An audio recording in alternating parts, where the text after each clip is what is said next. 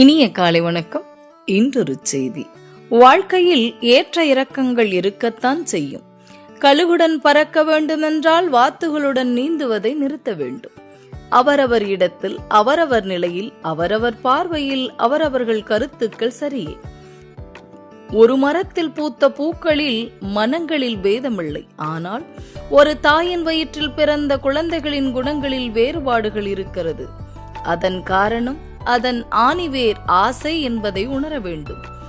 இலை மீது எவ்வளவு மழை பெய்தாலும் ஒரு சொட்டு நீரை கூட வேரின் உதவி இல்லாமல் அது குடிக்க முடியாது. அதுபோலவே எத்தனை கடவுளை தரிசித்து வந்தாலும் பெற்றோர்களை வணங்காமல் புண்ணியம் சேராது. பெற்றோர்களை காக்காமல் அவர்களின் தேவைக்கு செலவு செய்யாமல் சேமிக்கும் பணம் என்பது ஓட்டை குடத்தில் நிரப்பும் நீரை போன்றது, உபயோகமற்றது. பலரின் நிராகரிப்புகள் உங்கள் வாழ்க்கையில் வரலாம். அதை ஏற்றுக்கொள்ளுங்கள். அப்போதுதான் உறுதியான திடமான மனநிலையோடு நீங்கள் இருப்பீர்கள். கொடுப்பவர்களுக்கு எப்படியோ, ஆனால் பெறுபவர்களுக்குத்தான் உண்மை நிலை புரியும். அன்பானாலும் சரி, பொருளாகிலும் சரி.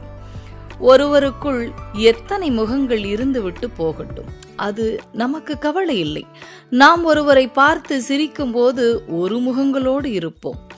மண் போல் மனதை மாற்றி விடுங்கள். நல்ல சிந்தனைகளை முளைக்க விடுங்கள். கெட்ட சிந்தனைகளை மக்கச் செய்து விடுங்கள். திறமைக்கு முகம் தேவையில்லை. குயில்கள் சொல்கிறது, திறமை என்பது குயிலின் குரலில் தானே ஒழிய அதன் நிறத்தில் இல்லை. எத்தனை நாள் வாழ்கிறோம் என்பதை விட எப்படி வாழ்கிறோம் என்பதே முக்கியம். அதை மலர்கள் சொல்கிறது. பின்னடைவு வந்தாலும் முயற்சியால் முன்னுக்கு வா, கடலின் அலைகள் சொல்கிறது. வாழ்க்கையை பற்றி யார் சொல்லிக் கொடுத்தாலும் அவ்வளவாக புரியாது. வாழ்க்கையை சொல்லிக் கொடுக்கும் போதுதான் தெளிவாக புரிகிறது நமக்கு. செல்வம் சேர்ப்பதில் வெற்றி அடைபவர்கள் அதை அனுபவிப்பதில் தோற்றுவிடுகிறார்கள். வாழ்க்கையில் வெற்றி என்பது படிக்கட்டு போலத்தான். முயற்சித்தால் ஏற்றம், இல்லையேல் இரக்கம். பொறுப்புகள் எல்லாம் தலைக்கேறிவிட்டால் ஆடம்பரம், ஆசைகள் அனைத்தும் தானாக கீழிறங்கிவிடும்.